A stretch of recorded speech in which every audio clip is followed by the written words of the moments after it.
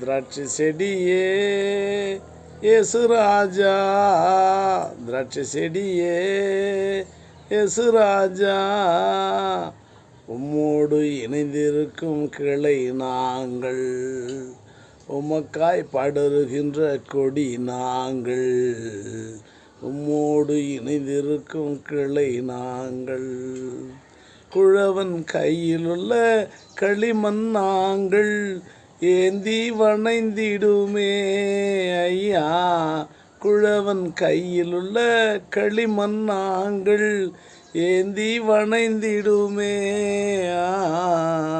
சித்தம் போல் உருவாக்கும் சுத்தமாய் உருமாற்றும், சித்தம் போல் உருவாக்கும் சுத்தமாய் உருமாற்றும், நித்தமும் கரத்தில் நாங்கள், நித்தமும் கரத்தில், திராட்சை செடியே இயேசு ராஜா. கர்த்தருடைய பிள்ளைகளை, இந்த காலை வேளையில் உங்களை சந்திப்பதில் மற்றற்ற மகிழ்ச்சி அடைகிறேன்.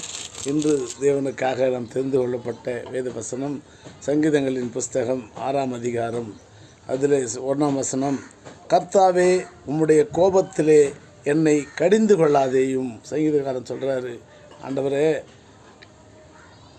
நான் பாவியாகிய மனுஷன், நான் அடிக்கடி என்னுடைய பாவங்களிலே ஈடுபடுகிறேன், அதனாலே என் மீது கோபம் உள்ளவனாகி, கர்த்தாவே உம்முடைய கோபத்திலே என்னை கடிந்து கொள்ளாதேயும், உம்முடைய உக்கரத்தினாலே என்னை தண்டியாதேயும். ஆண்டவரே, நீர் பரிசுத்தம் உள்ளவர், நீர் பரிசுத்தர், உம்முடைய பரிசுத்தம் என்னிடத்தில் இருக்கிறதில்லை, நான் பாவியாகிய மனுஷனாக இருப்பதினாலே நான் துர்குணத்திலே உருவானேன், என் தாய் என்னை பாவத்திலே கர்ப்பம் தரித்தாள், ஆகையினாலே என்னை பாவம் என்பது தொடர்ந்து பிடிக்கிறது, அதனாலே நீர் என்னை கடிந்து கொள்ளாதேயும் தண்டியாதேயும் என்று ஜெபித்து ஆண்டவரிடத்திலே சொல்லுகிறார்.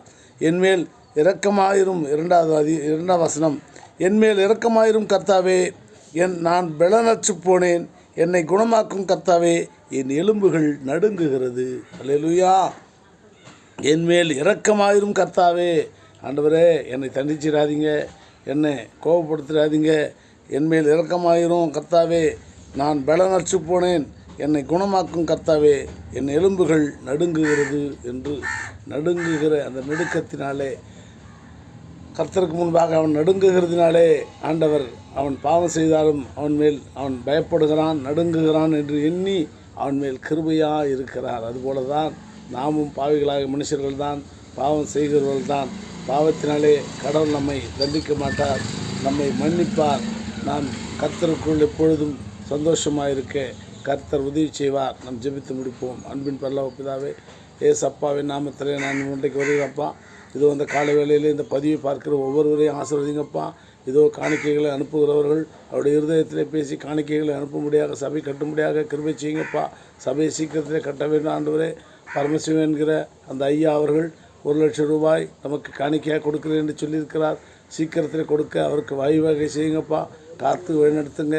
இயேசுவின் நாமத்தில் ஜெபிக்கிறோம் பிதாவே, ஆமென்.